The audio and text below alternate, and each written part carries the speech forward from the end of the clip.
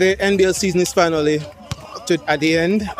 You were here to see the basketball. Your thoughts on what you observed? Well, after 4.5 months of grueling and competitive basketball, right? At the end, tonight was what we expected and even more.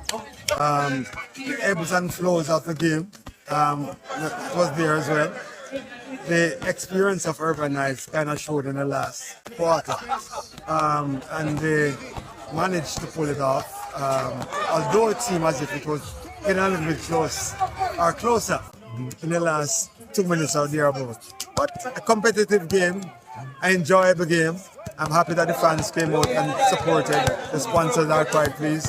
And overall, as a team, JaBA team, we're quite happy of what transpired over the 4.5 months. Now, looking forward, hopefully, maybe some of these players would be interested in your child. Absolutely. I think about 8 or 10 of these players who played in the league are part of the trials on this weekend, Friday and Saturday, Sunday. I think over 80 players have registered for the trials, and we're looking forward to see some players that we have never seen before, because players are here from Canada, USA, UK, plus some of the known players that we already know. So looking forward to an exciting weekend of basketball.